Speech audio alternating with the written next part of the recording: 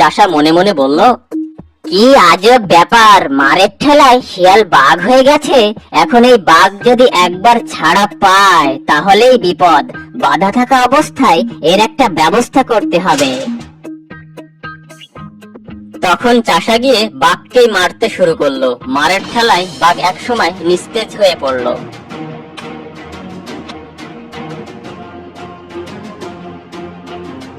তখন চাষা ভাবলো বাঘ মারা গেছে, তাই চাষা তার গলার দড়ি খুলে দিয়ে সেখান থেকে চলে গেল।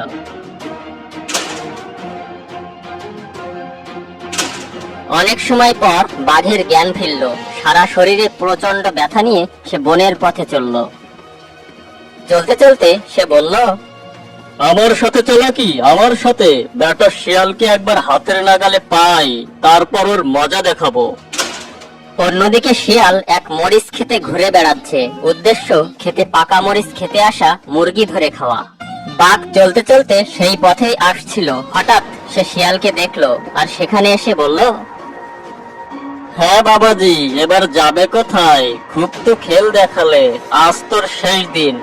চালাক শিয়াল তখন আবার ফন্দি করে বলল, মামা আমাকে পরে খাও, প্রথমে এই পাকা মরিচ খাও, তারপর না হয় আমাকে খেও। শিয়াল তখন পেকে থাকা লাল টকটকে মরিচের নানা গুণাগুণ বর্ণনা করতে লাগলো। একসাথে তুমি যদি এক মুঠো পাকা লাল টকটকে মরিচ খেতে পারো তাহলে তোমার সব রোগ সেরে যাবে। এই অমৃত সেবনে তোমার জীবন ধন্য হবে, কিন্তু খেতে হবে এক মুঠো, খবরদার এর কম খেলে কিন্তু কোনো কাজই হবে না। লাল টকটকে মরিচ দেখে বাঘের খুবই লোভ হলো। হঠাৎ কোনো একটা জরুরি কাজের কথা মনে পড়েছে এমন একটা ভাব নিয়ে শিয়াল বলল, মামা তুমি মরিচ তুলতে থাকো, আমি ততক্ষণে আসছি। এই বলে ধূর্ত শিয়াল সেখান থেকে চলে গেল। বোকা বাঘ লাল টকটকে মরিচ মুখে দিয়ে আরামসে চিবোতে লাগলো।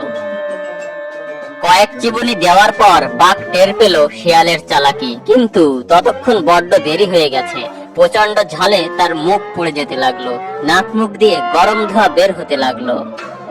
সে পাগলের মতো জ্ঞান শূন্য হয়ে এদিক ওদিক দৌড়াতে লাগলো।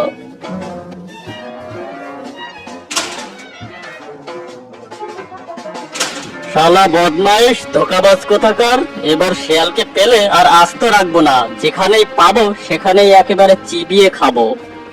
হাঁটতে হাঁটতে এসব কথা বলছে আর শিয়ালকে খুঁজছে সে।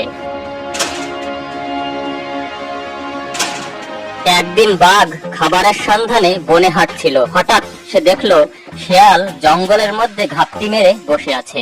মুখে দিয়ে রেখেছে একটি লম্বা লাঠির মাথা। লাঠির অপর প্রান্ত একটা মৌচাকের মধ্যে ঢুকানো। ঘটনা হচ্ছে, মৌচাকে লাঠি ঢুকিয়ে দিয়ে সেখান থেকে যে মধু চুয়ে পড়ছে সেটা শিয়াল মজা করে খাচ্ছে। শিয়ালকে দেখে তো বাঘ তেড়ে আসলো তার দিকে আর বলল, হারামজাদা, এবার আমি তোকে কাঁচা চিবিয়ে খাবো, আমার সঙ্গে ধোকাবাজি।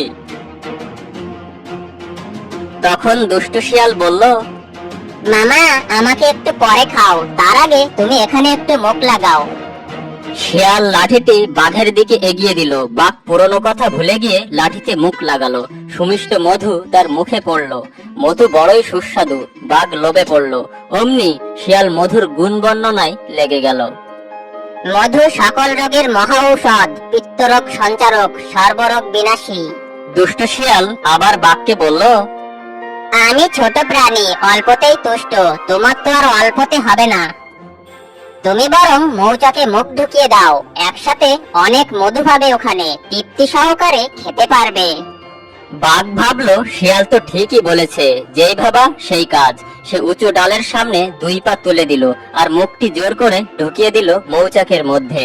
আর যায় কোথায়, মুহূর্তের মধ্যে অনেক মৌমাছি এসে ঘুল ফোটাতে লাগলো বাঘের চোখে মুখে এবং সর্বশরীরে।